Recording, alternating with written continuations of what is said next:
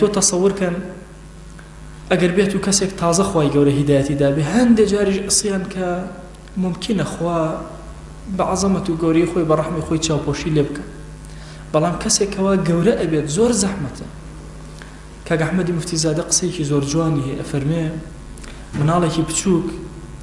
ئەگەر هات و هەندێک خواردنی خوارد جاری وهەیە ماسە خوا بڕێکی زۆر سنگ و ئەوانەی خۆی پیسەکە کەچی ئێمە هێشتا چەپڵەی بۆ لێ ئەدەن چەپڵەی ئافەرم کە ئەڵێن زۆر زۆر باشی کرد مهم تیکەیە دوانی خوارد ئەفەرمێ هەر ئەم مناڵە کاتێک کە گەورە ئەبێ سەلیقە پێیا ئەکات چاوە کاتەوە ئەگەر بێت و کەسێکی گەورە بێنە پێشای خۆت ماز بخۆ و لاشەی خۆی پیسکە دەکەس سەرزەنشتی ئەکە پێڵەوە چیت کرد نازانی تا ئێستا فێر نەبووی بخۆیت دینداریش ئەو هەیە بزەبت سبحان الله ئەفەرمێ کەسێک کە سەرەتایەتی زۆر شت بەلایەوە جوانە بشی کە ئێمە ئەڵێن دەست خۆش بێ ئافەرم بەڵام کاتێکەوە گەورە بوو لەناو دینە کە چاوی کردەوە لەناو دینە کە خواناسی حاڵی بوو لەناو دینە بەخوا ئەو کاتە شتانێکی بچووکیش هەندێک جار ئەکا بە عیبەیەکی زۆر گەورە لەسەری ئەکە خۆڕاستە نەتیجە هەر نان خواردنە هەر هەمان گوناهە بەڵام نا بۆ ئەمەیان زۆر عیبەترە لە هەندێک فەرمایشتیشە ئیشارە بەمە دراوە ئەها فەرمێ تەوبە لە کەسی پیر جوانە بەڵام لە گەن جوانترە باشە تەوبە کەسێکی پیر بیکە لێ جوان زۆر زۆر باشە بەڵام ئەیگەر گەنج کردی زۆر زۆر باشتر ئەی لە هەندێک فەرمایشتا سبحان الله باسی پیری زیناکارەکە یعنی باشە پیری زیناکە لە گەنجی زیاکە نەتیجە هەر زینانیە نەخێر چکەوە عمرێکی تێپەڕاندووە کەماڵی بۆ دروست بووە نەبێت نزیکی ئەو فاحشەیە بکەوێتەوە کە نزیکی سبحان الله فاحشەکە ئەکەوێتەوە عقوبە ئەدرێ بە یعنی گوناهەکەی جرمەکەی زۆر زیاتر ئەبێ بۆیە ئەبێ ئاکەمان لەوە بێ ئەفەرمێ من عصانی إذا عصاني من يعرفني سلطت عليه من لا يعرفني أو كسي كوا عصيانم أكاتو أشم ناسي كسي الزالكم بسريا كوا من نناسي بوي الناسيني خوا لقل قناها زور خطريكي قوري خوا بو قوري جوانية بناسي پێچەوانەیەشی بکە ئێمە وە نەزانین گوناه بچووکە ئەم بابی بەس باسی ئەوە کە قیم تەرکیزی لەسەر ئەوەیە چونکە ئارامی بۆ دڵ بەوە دروستە بێ ئاسایشی ڕەح بەوە دروستە بێ کە گوناه بە گەورە سیر کرێ گوناه بە بچووک سیر کرا گرفتار بووین ئەی تەسەوور کە جاری وا هەیە گوناهێک کە بە بچووک سیرەکە نەزەرێک بە بچووک سیرەکەی گوێ نادەیتێ کۆڵێک نەزەرە کۆ کردوتۆ لە ڕۆژی قیامەت غەیبەتێک خۆی گوناهێکی کەبیرە حەقی ناسیش زۆر بە بچووک سەیریەکە دەیان و سەدا دڵ جاری وایە دڵ خەتەراتەکە بە خراپەتەوە تەسەورەکە نانووسرێ وەڵاهی هەندێک گوناه هەیە کە بە دڵە ئەڕوات چۆن مار و پەیژە لە ئەخیر خاڵەوە ئەوهێنێتەوە بۆ سفر ئەوە دینداری دەهێنێتە دووەوە پشتە ئەشکیانی بۆیە ئەبێ ئەمە زۆر ئاگامان لێبێ کاتێک کە خوامان ناسی ئەبێ ئاگامان لێبێ عەسیانی ڕەب العالەمین نەکەین ئەبێ خۆمان بگرینەوە پێم وتن مناڵێکی بچووک تیکێک خوا بەخۆی ئەڕژێنێت جوانە بەس گەورەیەک ئەمەی کرد زۆر ناشیرینە بالضبط ئەو هەیە تۆ ئەهلی مزگەوتی ئەهلی خواناسیت عمرێکە سرف کردووە لە خواناسی و تاعەت و عەبدایەتیە گوناهانەکەی نابێ بیکەی نعم العبد صهيب لو لم يخف الله لم يعصه باشترین عبد کێیە صهيبە چەند عەبدێکی جوانە پێغەمبەریان صلی الله عليه وسلم مەدحی ئەکا ئەگەر لە خواش نەترسێ گوناه ناکە سبحان الله لو لم يخف الله لم يعصه جا سیرکە لەبەر حرمەتی خۆی لەبەر کەسایەتی خۆی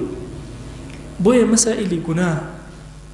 خەتەرێکی زۆر گەورەی لەسەر حیاتی ئێمە و ئاسایشی ڕۆحمان ئەوە تێکیەدە بۆش پرز ئەبین بۆ وەمان لێت کە هەندێک جار هەز بە نائارامی ئەکەین هەز بە بێتاقەتی ئەکەین دڵمان پەژارە ئەیگرێ هۆکارەکەی عەسیانە بزانە خەلەلی عەسیانەکە بدۆزەرەوە بگەڕێ چاو بکەرەوە بزانە لەکوێ خەلەلێکت هەیە کە خۆی بەو عەزەمەت و بەو ڕەحم و میهرەبانی خۆی لێ ڕەنجاندووی لەوێەوە تەوبەیەکی صادقانەکە و بگەڕێەوە لای ڕەب العالەمین أفرمي ابن عمر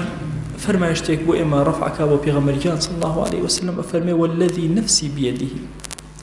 قسم بو كسيك جاني مني بدست لا تقوم الساعة حتى يبعث الله أمراء كذب قسم سبحان الله علي أمر فرما يشتوي تراوى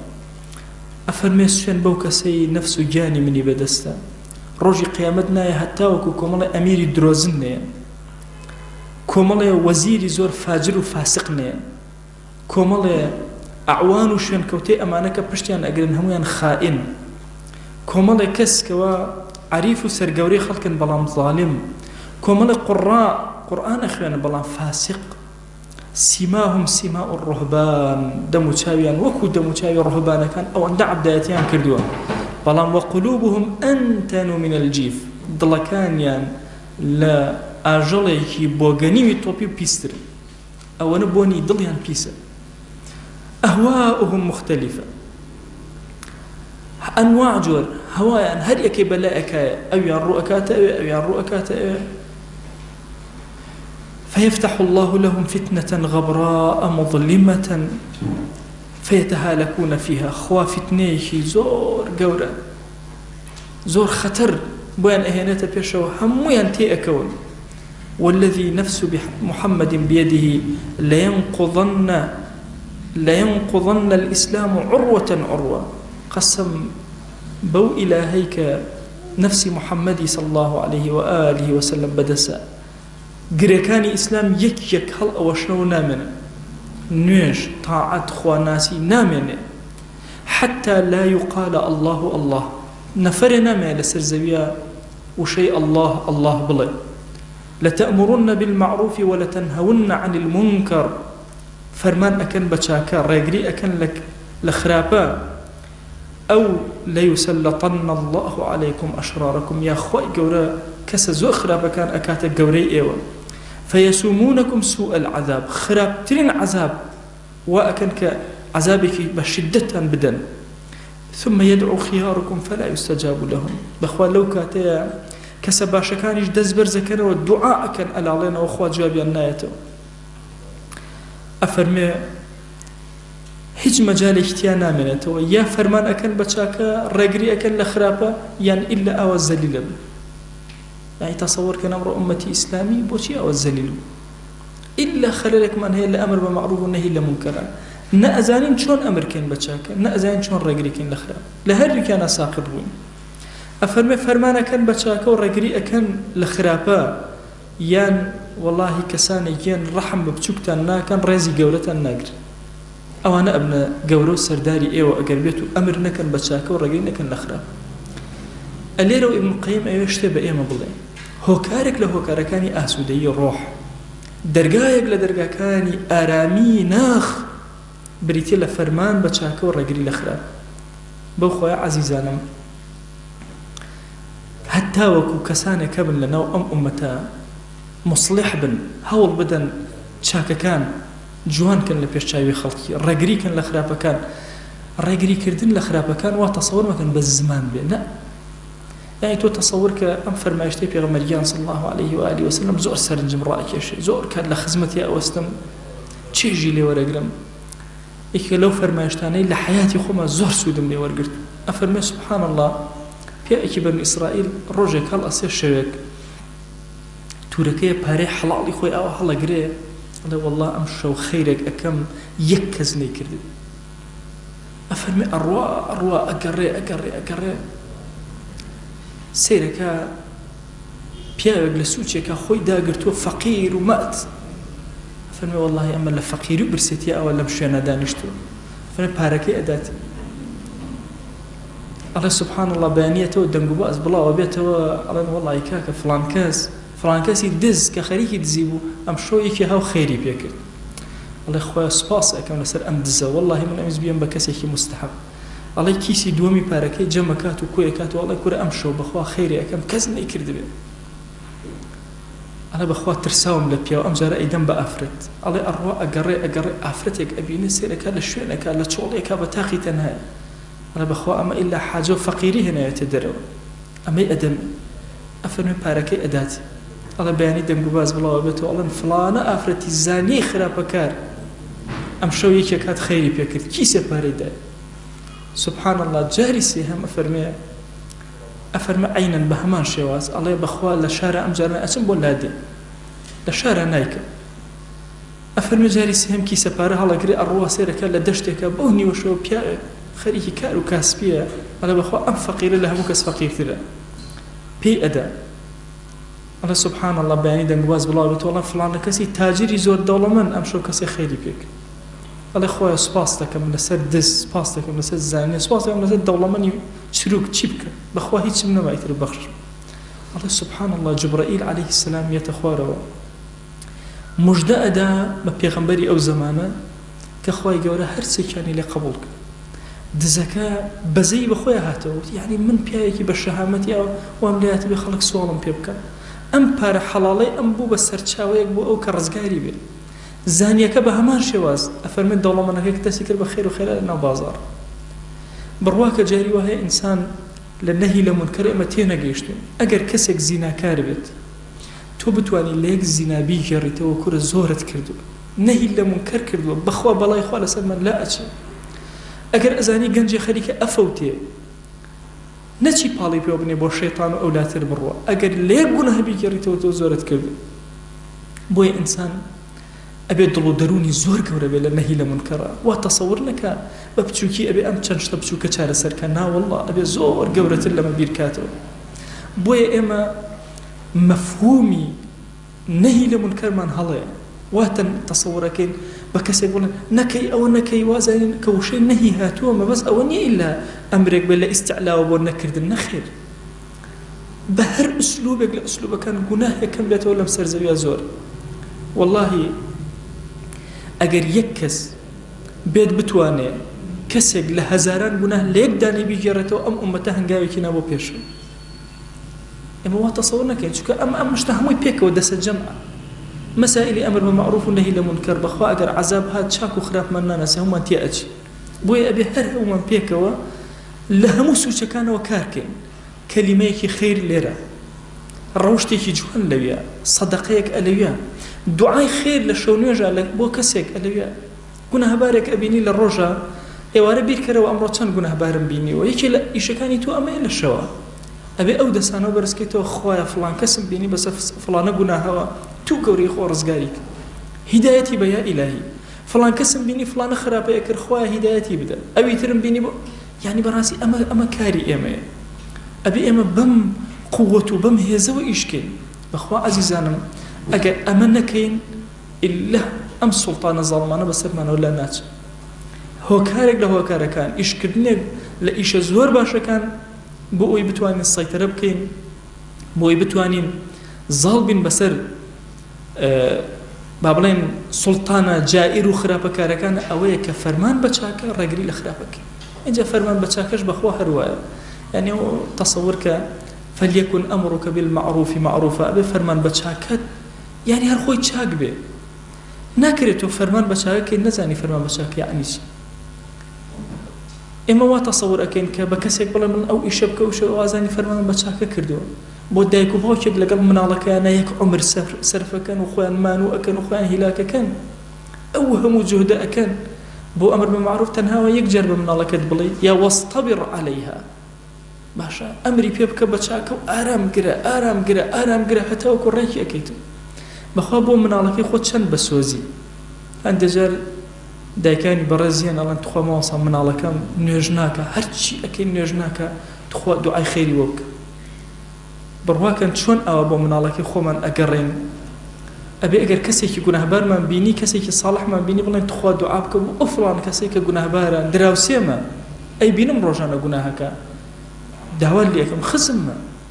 دوعایەکی خێری بۆ کە بەشم خۆی گەورە هیدایەتیەت ئەوە ڕۆحی ئەو کەسەیەکەوە فەرمان بە چاکە ئەکە و ڕێگری لە خراپە ئەکە ئەم خاڵەی کە عەرزتانەکەم کە ئەفەرمێ ئیبن القەیم ئەم فەرمایشتە باس ئەکات کە یعنی فەرمان ئەکەی بە چاکە ڕێگری ئەکەی لە خراپە یان ئیلا خۆی گەورە خەڵکانێک ئەهێنێتە سەر دەور هیچ ڕەحمێ بە مناڵ ناکەن هیچ ڕێزە لە گەورە ناگرن لە معجەمی طەبەرانیە هاتووە لە ئیبن عەباسەوە کە پێغەمبەریان صلی الله عليه وسلم فەرموویەتی هیچ قەومێک نییە لە تراز و بازیە ئەگەر خەلەلیان هەبوو ئیلا خۆی گەورە قەتەڕاتی ئاسمانیان لێ ئەگرێتەوە لە هەر قەومێکە زینا بە ئاشکرا کرا مردن و ئەنواع جۆری نەخۆشی ڕوویان تێ ئەکە لەکوێ ڕیبا سەری دەرهێنا ئیلا شێتی ئەکە ڕوو ئەکاتە ئەو شوێنە لەکوێ کوشتن زۆر بوو ئیلا خۆی گەورە دوژمنیان زاڵەکە بەسەریانە هەر گەلێک قەومی لوط صفەتی قەومی لوط بکەن لیواتە لە ناویانە زۆر ببێ ئیلا خوا ڕۆیان ئەبە بەناخی عەرزە هەر قەومێکیش فەرمان بە چاکە و ڕێگری لە خراپە نەکەن وازی لێبێنن ئیلا ئەمەیان بەسەرایەتی نەکردەوەیان بەرزەبێتەوە بۆ لای خوا نەڕەب العالەمینیش وەلەم یوسمع دعاهم دعایان نابیسترێ و قبول ناکرێت طبعا سمع لدعاء لقل قبول دعاء زؤ جوازه اما للركوع كهل اسينوا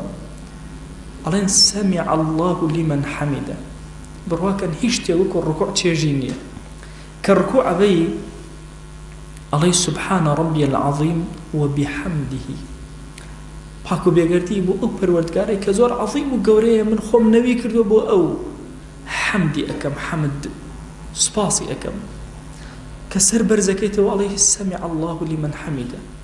تشبيه نبي تشبيه قبول كردن او يا اخوي كبر قبولك سمع او كانما خوي جويلي بو قبولك زور جواز بو يزور كان انسان او دز برزكاته ودعاءك لم يسمع الله منه خوي يقول لي قبول معك جويلي ناقري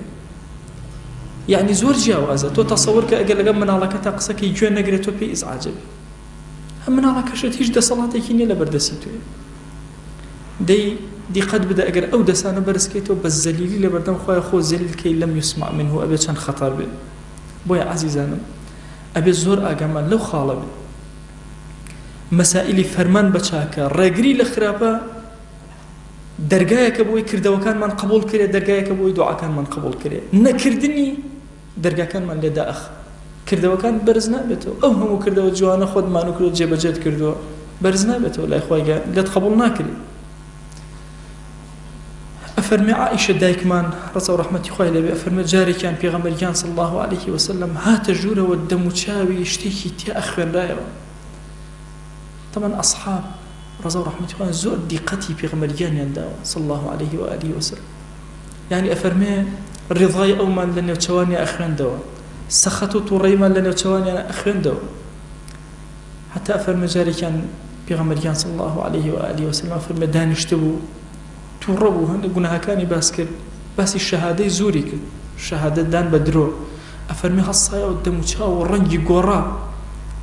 أفرمي لدلي خومان وليته سكت بريا بيغمر كان صلى الله عليه وسلم أو اندخوي آزارنا دا بيدنگ بوايا سبحان الله عائشة أفرمي هات جورو نيوتشواني زاني مشتكي أمويس برسالي لك مقسم نكرت أفهم دقتم أدا شو دزنيجي قرت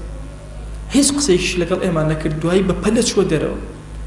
أفهم منيش شو مخم نسان بحجرك وزان شيء أكاد أفهم لنا مزقوتا سيرم كرفة صعيد المنبر شو سر منبركي سباسي خواي كردو الثناء أبي كردو هاواري كر يا أيها الناس هو خلقنا إن الله عز وجل يقول لكم خواب عظمتي خوي بأيوة الله واتأم فرماشة قدسية مروا بالمعروف وانهوا عن المنكر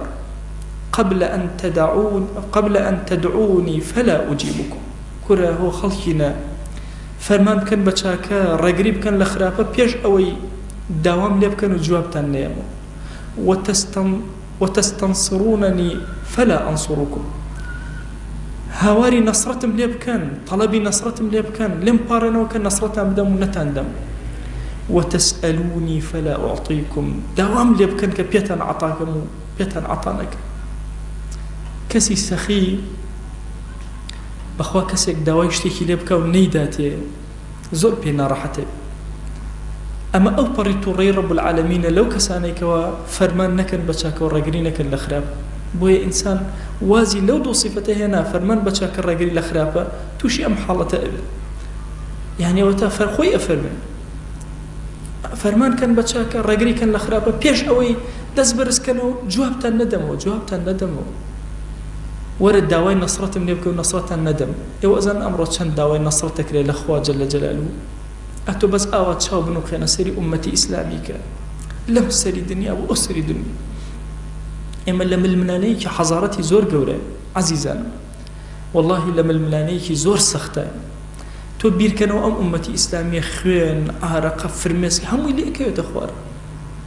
هەنێ شوێن سێرەکەی فرمێسکەودا ئەبارێ، هەنێ شوێن سێرەکەی عارەقەی و مانوبوونە و هەوڵدانە بۆ هەستانەوە، هەنێ شوێنی تر ئەبینی کاکە سێرەکەی خوێن ئەبارێ. هەمووی لە ئومەتی پێغەمبەریان صلی الله عليه و آله وسلم. بەدەستی کێ؟ بەدەستی وەچەکانی قڕەدە و خەنازیر. هیچیش پێ ناکرێت. ئاوا دەستەوسان وەساوی ئەم هەموو پیاو باشە لە عالەمی ئیسلامیە هەمووی دەست بەرزەکاتەوە داوای نەسڕێک نییە. ئەبێ بێ نهێنی ئەمە چی بێ باش؟ ئەم هەموو پیاو باشە داوای نەسڕەتەکە و نەسڕەت نییە. یعنی بیرکەنەوە ئێستا ئێمە لە کوردستانە ئەزان چەند کەسی مسلمان ئەوە شەوانە دەست بەرزەکاتەوە ئەناڵێنێ و هاوارەکە و ئەگریە و یا ئیلاهی بەدەم ئەم ئومەتەوە وەرە. واللهی ئەگەر گوێ لە نرکە و ناڵەی دانەیەکیان بێت هیچ شێک نییە تۆ بتوانی بخەوی ژیان لێ تاڵە بێت. باشە بۆ نەسڕەتمان بۆ نایە؟ باشە ئەو هەموو داوای نەسڕەتە بۆ ڕەب العالەمین بەهانامانەوە نایە؟ ئەم نهێنیەکەیەتی. فەرمان بە چاکە لە جێگەی خۆیان نییە، ڕێگری لە خراپە لە جێگەی خۆیان نییە. سێرکەن فەرمان بە چاکەی ئێمە چییە؟ ئێستا لە کوردستانە دیقەتی خۆمان بدەین هەموو فەرمان بە چاکەی ئێمە لە هەموو کوردستانە بریتە لە شتی جزئی فقهی، حەچی ترمان نیە. تەسەووری ئەوەتان کردووە؟ یعنی هەمومان پێکەوە خەریکین فەرمان بە چاکانمان لە چییە؟ کۆمەڵشتی وردەکاری هەر فێرقەیەکمان کردمانە بە ڕەمز بۆ خۆمان. فێرقەیەک هاتووە پەنجە جوڵانی کردو بە ڕەمز بۆ خۆی، فێرقەیەک هاتووە فاتحەی کردووە بە لە دوای نوێژ بە ڕەمز بۆ خۆی، فێرقەیەک هاتووە هەندێک بابەتی حکمی کردووە بە ڕەمزێک بۆ خۆی پێجیا ئەکاتەوە. هەر فێرقە و نەوعێک. ها ئێمە هەر هەمان شەڕ لەسەر ئەم شتانە ئەکەین کە ئەمە هیچی ئەگەر بین لەسەر واقعی ئومەی ئیسلامی سێرکەن هیچیان هیچ نین. ئەمانە شتانی بچووکی جزئین کە ئیمامی غەزالی ئەفەرمێ هیچ کەسێ فەرمان ناکە بە چاکە ڕێگری ناکە لە خراپە لە شتە جزئیەکانە ئیلا جاهیل و ئەحمەق نەبێ. دێ بیرکەنەوە ئێمە خەریکی چین یعنی لە عالەمی لە ئەمڕۆ کوردستانی خۆ ئێمە خەریکی چین. دەی وەڵڵاهی ئەم هەموو دوعایە کە دەست بەرزەکرێتەوە جوابمان نادێتەوە هۆکارەکە ئەوەیە نازانین فەرمان بە چاکە ڕێک پێکەین، نازانین ڕێگری لە خراپەشکەین. ئەی باشە چەند کەس ئێمە داوا ئەکەین و پێمان عەتا ناکرێت. هۆکارەکەی ئەوەیە فەرمان ناکەین بە چاکە، ڕێگری ناکەین لە خراپە، زاڵ بۆ بەسەرمانە. ئەفەرمێ عمەری زاهدی ئەفەرمێ إن من غفلتك عن نفسك وإعراضك عن الله أن ترى ما يسخط الله فتتجاوزه. ئەفەرمێ بەشێک لە غەفڵەتی خۆت و پشتکردنە خوات ئەوەیە شتێ بینی خوات و ڕەکا خوا جەل جەلالوه کەچی تۆ گوێ نەدەیت. فلا تأمر فيه ئەمری پێ نەکەی کاکە ئەو شتە بگۆڕن، ڕێگری نەکەی خوفا ممن لا يملك لنفسه ضرا ولا نفعا، لە ترسی ئەوەی کەسێک کە نەچاکە نەخراپەی بۆ خۆی هەیە، لە ترسی ئەوانە نەوێری فەرمان بە چاکەی و ڕێگری لە خراپەکەی چاک بنووقێن لە زۆر شت. سبحان الله ئەم مەسەلەی چاونووقانە لە زۆر شت تۆ بزانە چیمان بەسەر ئەیانێ. باشە دەیان شت ئەبینی، دەیان منکەڕ ئەبینی، ئایا چۆن ڕێگری لێکەی؟ ئایا هەر جۆرێک لە جۆرە عەلە الئەقەل لە دڵتا ڕێگرێکت کردووە؟ وەڵڵاهی هەندێک گوناه هەیە ئەزانە ئولفەتمان پێوە گرتووە لە دڵیشمان ڕێگری لێ ناکەی. هەی تۆ تەسەوور کە جاری وایە کەسێک لە مەجلیسا دانیشتووە پیاوێکی معقول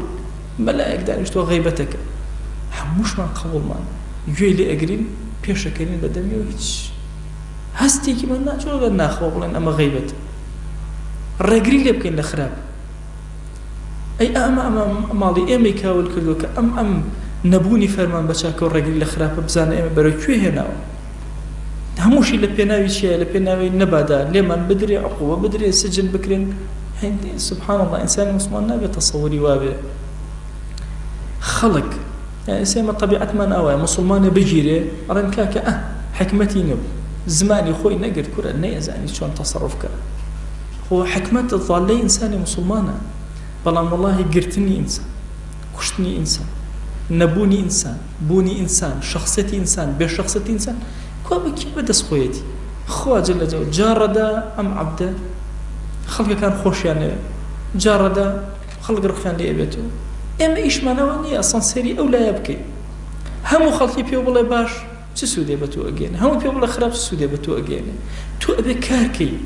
خزمەتکەی، فەرمان بە چاکەی، ڕێگری لە خراپەکەی، نەوەستی. فەرموو لە فەرمایشتێکە کە هەر عومەری زاهید ئەفەرمێ هەر کەسێ فەرمان بە چاکە و ڕێگری لە خراپە واز لێ بێنێ لە بری مەخلوقات ئەڵێ خوا هەیبەتی نایەڵێ حتا وای لێ فەرمان بە مناڵەکەیکە مناڵەکە حورمەتی ناگرێت مەوالیەکانی عەبدەکانی جاریەکانی ئەگەر قسەیشان لەستەخف بحەقیه ئەسڵەن گاڵتەی پێکرد والله ئێستا جاری وایە باوکێک بە مناڵەکەی شتێک ئەڵێ مناڵەکە گاڵتەی پێکرد هۆکارەکەی چییە لە شوێنێکە فەرمان بە چاکە و ڕێگری لە خراپەی واز لێنا بگەڕێتەوە سەری ئەو چاکە مناڵەکە بەگوێیەک استخفاف و سوکبوونی ئینسان بەهۆی ئەوەیە فەرمان بە چاکە و ڕێگری لە خراپەی نەماوە ئەبوو بەکری سەدیق ڕەزا و ڕەحمەتی خوای لێ بێ فەرمووی هۆ خەڵکینە کورە ئاەتەکانی قورئان ئەخوێننەوە ئێوە لە غێری شوێنی خۆیانە دای ئەنێن يا أيها الذين آمنوا عليكم أنفسكم لا يضركم من ضل إذا اهتديتم كاتي أم آيات أخواننا خو إيمان داران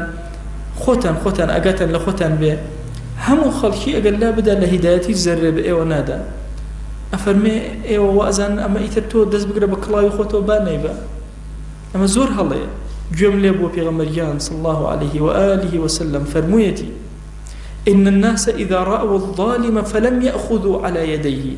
أجر ظالمة كان بيني ودسيا نقرت منكر كان بيني فلم يغيروه نيان قوري أوشك أن يعمهم الله بعقاب من عنده زور نزيك أخوي قورا عقاب كان به هر همويان بيك وتياتشن كوتايان بيك هر كاتك بسوق سيري لفرمايشتك أو هريبو من يجرته في غمريان صلى الله عليه وآله وسلم أفرمي هر كاتك بسوق سيري قناه كرا وتصور كرا هيت زريك ناقيني إن جاكاتك بأشكرا كرا هيج قران كاريك وخلق حولي ندبوي بي قري أفرمي سبحان الله نك أم كسخوي همو خلق اللو قناها جورك للزرريان برأكي ايتر جور للزررك چون احتمال زركيتو او بك زور بچوك بيتو ولا بردم معلوم نالي خوت زركي كسي كتير او بيخوا عقوبه بدا تشيج لعباده دور نقري كسي كتير محرومه بلا الشونيش كسي كتير محرومه بلا النيجي جماعات كسي كتير محرومه بلا السنه كان كسي كتير محرومه بلا الصلاه ولا سر بيغمر جان صلى الله عليه واله وسلم كسي كتير محرومه بلا ويك قران بخوانه للرجي سنه محرومه به ناتوانه طاقين يتوانن مليون نخوش روتيك يعني سبحان الله همو يقرأت وسر أمي فرمان بچاكب كر يقريب كل خراب بهزب للاي معتزلة أصول يعني هي أصول يشق لأصل كان مو فكري معتزلة زو قشيكر يشق لأصل كان لا أوان همو كسيك معتزلة أبوي بكر ده فرمان بچاكر يقريب خراب فكرة كي خويان شوروش خريكي بون قورو بچوكيان هر همو چوكا بشيك بو شون بينج نيجيانا كر أو سيما كسمان هي نيشتركة نيمان دبرواكن لفرمايشتك أفرمي بني الإسلام على 7 نك على 5 إسلام لسر حوت بايا بنيات نراوة يشك لبايا كان بريتي لشي أمر بمعروف ونهي لمنكر يشي بريتي للجهاد لبينا يخوان يعني بيانش بايا كي إسلام دو بايتر كفرمان بچاكا ورقري لخرافة لقل جهاد كريم لبينا يخوان جل جلاله أفرمي إمام عمر روجك فرموي بخوان نزيكا لا دي كان هميان خابور بن وتيان أي أمير إما داران كاتك وعامر جوان بيت شون خابورة بي لخوة فرموي هر كاتك فاجر كان ظالبون بسر چاكار كان منافق كان بونا سروكي قبيلة كان اترخواي قرر لا دي كان وآوية كان هر هميان كاولك بسريك لفرمايشك حساني كري عطيب ومن أجرته وفرمي سيظهر سرار أمتي على خيارها خرابكاني أمتكم زال أبن بسر شاكانيا إيمان دار تيايا أشاريته هرچون لأمرويا منافق شاراوته ولا بينتانا ناوير سر دربيني ألو رجاء إيمان داران أعوى أشارينا أو اندفو جاركان زالب نخرابكان كان زالب كوتاقس لخزمتنا فرمايشتك ابن أبي الدنيا ومن أجرته ولا حديثك ولا ابن عباس في غمريان صلى الله عليه وآله وسلم فرمي يأتي زمان يجيب سر إيمان دارانا يذوب فيه قلب المؤمن كما يذوب الملح في الماء ضلي إيمان دار أتويته شون خيلنا وآوى أتويته قلت يعني يا رسول الله صلى الله عليه وآله وسلم أو شون اشتوى أبي ضلي إيمان داران بو أتويته مما يرى من المنكر لا يستطيع تغييره أتوا منكرك لا يستطيع تغييره لبروي كومال منكر بتشاوي خوي أبيني أو إيمان دار نشتواني بيقوري ضلي لمراق وخفت أتويت كين أوانيك آزار بدليان أقات كاتك وان منكرك أبي نتوانا يعني بيقور يان ورده آلو دا أبن لقل منكركانا جوي نادم أي همو جاري أو منكرانيان بيني ضليان أتزيت روحيان هزب الشلجانك آرامي دڵی ئینسان لەکوێ دروستە بێت بەخوا کاتێک کە دڵت ئەوە جوڵە لە پێناوی دینتە اینجا بزانە چه ئاسایشێ بۆ ڕۆحت دێت اینجا ئەزانی هەموو شتێک لەم ژیانە بەبێ هۆ نییە هەمووی مقداراتە و تەوزیعاتە و تەرتیب کراوە ئەوەی تر کە تۆ ئەیبینیت واجبی سەرشانتە ئەوەی دڵەکەت بتوێتەوە کاتێکەوە گوناه و خراپەیەک ئەبینی و چارەسەرت پێ ناکرێت خوا چەند گوناه و خراپە هەیە کە ئێمە چارەسەرمان پێ ناکرێت ئێستا هەر ئەوە هەر یەکەمان چوینە ماڵەوە بەس سێرکە لەناو ماڵەکەتا چەند منکەر هەیە کە تۆ ئالوودە بووی پێوەی وەرە ئەم جارە دڵت بئێشێ ئەگەر نەتوانی گۆڕانی کاری بکەیت دڵت بئێش ئازار بە دڵت بگا بە ناخی دڵت کەناڵی ئەعلامت سیر کرد و ئەو هەموو خراپەکاریە بێ ئازار بە ناخت بگا کاتێک کە سێری تۆڕە کۆمەڵایەتەکانە کرد و ئەو هەموو خراپەکاریە بێ ئازار بە دڵت بگا دڵت بتوێتەوە لە پێناوی ئەو گوناهانە ئەفەرمێ کاتێک کە ظالمێکت بینی زوڵمی ئەکرد لە عەبدەکانە بێت دڵت بتوێتەوە ناتوانی تەغییری ئەو منکەرە بکەیتەوە ئەیکات کەسی ئیماندار بەڕاستی دڵەکەی ئەتوێتەوە کاتێکەوە خراپەکان ئەبینێ و ناشتوانێت تەغییر و گۆڕەکارێکی تیا دروست کرد بۆیە کۆتا خاڵی ئیمان لە ئینسانە بریتێ لەوەی ئینکار بە دڵ بکە وەڵاهی کە ئینکارە بە دڵ کرد دڵ ئەتوێتەوە بۆیە زۆر کاتێمە بە هەڵە تێگەیشتوین ئەڵێن ئەگەر ئینکارە پێکرا بە دەست بیکە ئەگەر نەکرا بە زمان ئەگەر نەکرا ئینکار بە دڵ ئینکار بە دڵ چییە؟ ئینکار بە دڵ ئەوەی بە دڵ پێ و ناخۆش بێ مجرڕدی ناخۆشبوون نییە ئەوەیە یەذوب قەلب المؤمن دڵەکەی ئەتوێتەوە ئەوە نەخەمبارە بێ کاتێک کە گوناه و خراپەکاری ئەبینێ هەر یەکێک لە ئێمە بەڕاستی ئەرکێکی زۆر گەورە لە سەرشانێتی ئەمە وا تەسەوور نەکەین ئەرکی ئێمە تەنها نوێژێکە و ڕۆژوویەکە جێبەجێکەینەوە ئەوە بەشێکە لە دینداری و خواناسی و تاعەت و عەبدایەتی ئێمە بەشەکانی تری عەزیزانم بەخوا ئەبێ هەموو لەحزەیەک لە هۆشی ئەوا بین چۆن کەسێکەوە لە خناو خراپایە بێنی بەرەو چاکە و دینداری نابێ یەک سانیە و لەحزە وەستی جارێک لە زانکۆ تەڵەبەیەکم ئەبینی جلوپۆشایەکی زۆر جوانی لەبەرە زۆر کاتیش نەرمە سەلامێکی ئەکرد و دوور ئەکەوتەوە ڕۆژێ پاڵم کردوتم کچم وەرە دوای هەواڵپرسین و ناوزین و ئەوانە وتم کچم بۆ خۆیان منارەی مزگەوت چۆنە من ئاوا تۆیەتە پێش چاوم چۆن منارەی مزگەوتێک کە لە دوورەوە ئەبینم دڵم هەز بە ئارامیەک ئەکات ناخم ئارام ئەبێتەوە بەخوا کچم کە ئاوا بۆ پۆشاکە جوانەوە ئەدبینم ڕەک ناخم ئاوا ئارام ئەبێتەوە خوا لە خۆت و دایک و باوکە ڕازی بەس کچم بۆچی ئەم منارانە زۆر نەبن تی ماسە چی بکەم ناکرێ بە هەواڵەکانت بڵێ ئەوان ژووکو تۆ بن پۆشاکانیان ئەخر ماسا چیان پێ بڵێم کچەکەم وەرە پێیان بڵێم پەیامی پێغەمبەریانە صلی الله عليه و آله وسلم پێیان بگەێن بە ئەوان ژووکو تۆ بکە چەند کەلیماتێکی کەم و تەواو بڕواکەن دوای چەند ڕۆژێ ئەم کچە وتی ماسا حەزەکەم ئەگەر چەند مۆڵەتێکی کەم بدەیتێ کارێکم بە جەنابەت هەیە فەرموو کە چووم ئەو کاتە باخچەیەکمان هەبوو لە زانکۆ لە باخچەکە دانیشتم سێرەکەم 5 کچ هاتن وەکو ئەو جل و پۆشاکێکی زۆر مڕەتەب کە بینی من زۆر دڵم گەژ بوو کچم وتی بەخوا ماسا ئەو کەلیمە وتوێتە دانیشت ژوور بە ژوور گەڕاو ئەمە ڕەفیقە زۆر خۆشەویستەکانم هەمووان پێکەوە بڕهێرماندا ئەبێ ئەوە لیباسەکانمان بگۆڕین هەمووان بوویەتە منارە بەخوا کچەکانم لە منارە ئێستا زۆر جوانترن والله نم ئەوێرا وشەی پێغەمبەری خوا صلی الله عليه وسلم بەکار بێنم ئیلا ئەو کچانە ئەوەندە ئەگریان هەوڵم ئەدا کەلیماتی تر بەکار بێنم بۆی بتوانم قسەکانم بیست تەسەوور کە شۆڕشێکیان دروست کرد زۆر طەبیعی بووە لە ناو زانکۆیە بۆ جاران ئەگەر ئافرەتێکی زۆر پۆشتەکە ئەچوە ناو زانکۆ چۆن سەیرەکە ئەم ئێستا بڕۆ سیرکە بزانە حیجاب خەریکە زانکۆکان دائەپۆشن بۆیە تەسەوورکەن هەموو جوهدێکی بچووک کە کەسێک بڕواکەن هیچ ئەو ئافرەتە مستەوایەکی وهای نەبوو هەر یەکێک لە ئێوە بێنە مستەوای لەو زیاتر بەڵام ئیخلاسێکی زۆر بەهێز لەبەر خاتی خوا بڕیایدا بوو ئەم ئەرکە جوانە ئەم ئەرکە قورسەی لەسەر شانی خۆتی بیگەێنێتە بەرامبەرەکە ئێمە هەر هەمومان واجبێکی زۆر گەورە لەسەر شانمانە جوانی ئەم پەیامە ئەبێ گیانبێتمانە سەر زەوی هەر هەموو واللهی ڕۆژی قیامەت نایەت ماڵێکی گڵ نامێنێ ماڵێکی بەرد نامێنێ کۆشک و تەلارێ نامێنێ ئیلا وشەی ئیسلام ئەچێتە ناوی ئەمە موژدەی پێغەمبەریانە صلی الله عليه وآله وسلم اینجا ئیتر ئێمە کردوێتمان یا غێری ئێمە کاری ئێمە لە ئەمڕۆیە دەعوە و بانگەوازە بۆی دڵی خۆمان ئارام بێ بۆی ئاسایش بۆ ڕۆحمان بێ بەخوا ئەبێ شەو ڕۆژ خەیک بین لەحزەیەک وەستانمان نەبێ ئەبێ بۆ فرسەت بگەڕی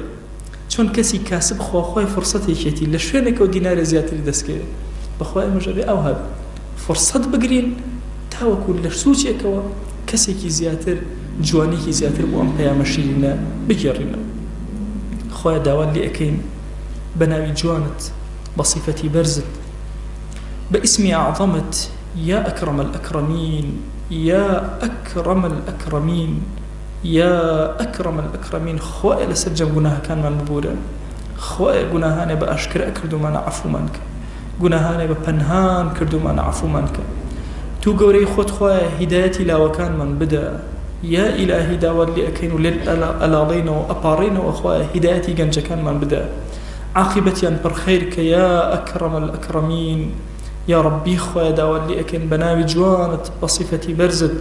بە ئیسمی عەظەمت خۆیە قبوڵمان کە یا ئەکرەم الئەکرەمین وەرمان گرە لەو عەبدانەی کە لێیان ڕازی ڕزوانی خۆت بەسەرمانە ببارێنە بەخوا پەروەردگارە ئەگەر چی هەڵەو کەم و کوڕیمان زۆر بێ ئەگەر چی بێئەدەبیمان زۆر بێ یا ئیلاهی دڵمان پڕ لە خۆشەویستی تۆ بەخوا پەروەردگارە هەموو لەحظە و چرکە ساتێک حەز ئەکەین دڵمان وشەی تۆی تیا بێ زمانمان وشەی تۆی تیا بێ تو گەورەی خۆت خۆیە دڵمان زیندوو کەرەوە بە یادی خۆت زمانمان تەڕ و پارەوکە بە یادی خۆت یا ئیلاهی داوات لێ ئەەکەین بە ناوی جوانت بە صیفەتی بەرزت بە ئیسمی عەظەمت یا حەی و یا قەیوم دڵەکانمان زیندوو کەرەوە پەروەردگارە هیچ کەس بە یا حەی داوای لێ نەکردو ئیلا دڵەکەت زیندوو کردوێتەوە و ئێمە گوناهباریش بە یا حەی داوات لێ ئەەکەین خۆی دڵمان زیندوو کەرەوە حەیات جارێکتە بخەرە ناو دڵمان ئاسوودەی بۆ ڕۆحمان بگێڕەوە ئاسوودەی بۆ دڵمان بگێڕەوە پەروەردگارە داوات لێ ئەەکەین بە ناوی جوانت بە ئیسمی عەظەمت هاوارمان بۆ لای تۆ هێناوە بەخوا پەروەردگارە ڕکوع بۆ هیچ کەسێ نابێن بۆ تۆ نەبێ سوژدە بۆ هیچ کەسێ نابێن بۆ تۆ نەبێ دەستی زەلیلی بۆ هیچ کەسێ بەرز ناکەینەوە بۆ تۆ نەبێ دەیا ئەکرەم الئەکرەمین هەموو ئەو کارانی کە هەمانە بۆمان جێبەجێکە یا رب العالمین ئەو داخوازانی کە هەمانە بۆمان بێنە لە دیا ئەکرەم الئەکرەمین خوای گیان ئەومان بحاڵ و ماڵە ماڵداریکە ئەومان بێ مناڵە مناڵی پێعەتاکە ئەومان بە مناڵە مناڵەکانی ساڵحکە یا ربی پەروەردگارە ئەومان کەم ڕزقی حەڵاڵی زیادکە هەر کەسەمان گرفتێکی هەیە چارەسەری کە یا ئەکرەم الئەکرەمین دڵمان ئارام کە ماڵمان ئارام کە وڵات و نیشتیمانمان ئارام کە ئومەتەکەی پێغەمبەریان صلی الله عليه وآله وسلم ئارام کە یا ربی خۆیە داوات لێ ئەەکەین بە گەورەی خۆت هەر گرفتێکمان هەیە بۆمان چارەسەرکە پەروەردگارە ئێمە کەسمان نییە هاواری بۆ بێنین تەنها تۆمان هەیە ئەی ئیلاهی دەستمان بۆ لای تۆ بەرز کردوێتەوە هانامان بۆ لای تۆ هێناوە دەیا ئەکرەم الئەکرەمین پێمان عەتاکە یا ئەکرەم الئەکرەمین پێمان عەتاکە ئەم دوعانەمان وەرگرە یا ئیلاهی دەستی گوناهباریمان ڕەت مەکەرەوە یا ئەکرەم الئەکرەمین خوای لە گوناهی دایک و باوکمان ببورە تو گەورەی خۆت خوای لە گوناهی دایک و باوکمان ببورە لە گوناهی مردوەکانمان ببورە لە گوناهی برا و خوشەکانمان ببورە لە گوناهی مامۆسا و قوتابیەکانمان ببورە لە گوناهی خێزان و هاوسەر و مناڵەکانمان ببورە تو گەورەی خۆت خوایە لە گوناهی خۆشەویست و عەزیزانمان ببورە پەروەردگارە داوات لێ ئەەکەین بە ناوی جوانت بە صیفەتی بەرزت بە ئیسمی عەظەمت خوای گوناهێ بە ئاشکرا کردومانە عەفومان کە گوناهێ بە پەنهان کردومانە عەفومان کە گوناهێ کە نەمانزانی و کردمان عەفومان کە گوناهێ کە زانیمان و کردمان عەفومان کە یا ربی خوای داوات لێ ئەەکەین بە ناوی جوانت بە صیفەتی بەرزت بە ئیسمی عەظەمت خوای دەرگای خەیر بەسەرمانە بکەرەوە چاکەکانی ئەم دنیا ئەو دنیامان پێ عەتاکە ئەی ئەو کەسەی سپاردە لە لای تۆ زایە نابێ و ئیمانی خۆمان سپاردەی تۆ کرد ئەی ئەو کەسەی سپاردە لە لای تۆ زایە نابێ و ژیانی خۆمان سپاردەی تۆ کرد ئەی ئەو کەسەی سپاردە لای تۆ زایە نابێ و چێژی ناو نوێژەکانمان سپاردەی تۆ کرد ئەی ئەو کەسەی سپاردە لای تۆ زایە نابێ و شەو نوێژەکانمان سپاردەی تۆ کرد ئەی ئەو کەسەی سپاردە لای تۆ زایە نابێ و دوعاکانمان سپاردەی تۆ کرد ئەی ئەو کەسەی سپاردە لای تۆ زایە نابێ و ئومەتی پێغەمبەری خوامان صلی الله علیه وسلم سپاردەی تۆ کرد ئەی ئەو کەسەی سپاردە لای تۆ زایە نابێ و گەنجی ئەم شارەمان سپاردەی تۆ کرد ئەی ئەو کەسەی سپاردە لای تۆ زایە نابێ و گونەهبارەکانمان سپاردەی تۆ کرد ئەی ئەو کەسەی سپاردە لای تۆ زایە نابێ پەروەردگارە وا کردەوە ساڵحەکانمان سپاردەی تۆ کرد ئەی ئەو کەسەی سپاردە لای تۆ زایە نابێ وا مردوەکانمان سپاردەی تۆ کرد ئەی ئەو کەسەی سپاردە لای تۆ زایە نابێ وا قورئانی مەهجوورمان سپاردەی تۆ کرد ئەی ئەو کەسەی سپاردە لای تۆ زایە نابێ وا دینداری موسڵمانانی ئەم وڵاتەمان سپاردەی تۆ کرد ئەی ئەو کەسەی سپاردە لای تۆ زایە نابێ وا حیجابی خوشکانمان سپاردەی تۆ کرد ئەی ئەو کەسەی سپاردە لای تۆ زایە نابێ وا بێنازی مزگەوتەکانمان سپاردەی تۆ کرد ئەی ئەو کەسەی سپاردە لای تۆ زایە نابێ وا پەروەردگارە هەموو ئەعمالی ساڵحی خۆمان سپاردەی تۆ کرد خوای گیان داوات لێ ئەکەین بە گەورەی خۆت ئەم دوعاەمان قبوڵ کە بەخوا پەروەردگارە ئێمە زمانمان کولە لە دوعایە هانا بۆ تۆ ئەهێنین بە دوعاکانی پێغەمبەریان صلی الله علیه و آله وسلم خوایە هەر چاکەی ئەو خۆشەویستەمان داوای لێ کردو ئێمەش داوات لێ ئەکەین و پێمان عەتاکە هەر خراپەی ئەو خۆشەویستەمان پەنای پێگرتووی ئێمەش پەنات پێ ئەگرین و پەنامان بدە یا رب العالمین خوایە داوات لێ ئەکەین بە ناوی جوانت بصفەتی بەرزت بە ئیسمی عەظەمت قبوڵمان کە لێمان ڕازی بە لێمان وەرگرە ئەم دەرسە و تاوی دەرسەکانی ترمان لێ قبوڵ کە بەرەکەت بەسەرمانە ببارێنە تو گەورەی خۆت بەهۆی کەم تەرخەمیمان و عقوبەمان مەدە هیدایەتمان بدە نێوچەوانمان بگرە بۆ خەیر یا ئەکرەم الئەکرەمین خوای گیان بە ئەندازی نمەی بارانەکان بە ئەندازی دەنگی هەنارەکانی هەڵەبجە بە ئەندازی گەڵای وەریوی ئەم پایزە پەروەردگارە بە ئەندازی هەناسەی مەخلوقاتت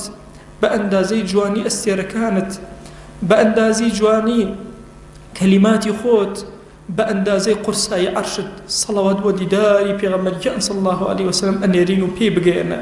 تو گەورەی خۆت خوایە سڵاوی ئەم مەجلیسە بچووکەی ئێمەی پێ بگەێنە پەروەردگارە یەکێک ناومان لە خزمەتیا بهێنە خوای گیان صلاة و سلام بۆ ئەو خۆشەویستەمان ئەنێرین و پێی بگەێنە یا ئەکرەم الئەکرەمین آمين آمين والحمد لله رب العالمين وصلى الله على سيدنا محمد وعلى آله وصحبه وسلم تسليما كثيرا أبدا إلى يوم الدين خواهي قول لقناه من شيء أجبوري وخواهي من قبولك وموفق إن شاء الله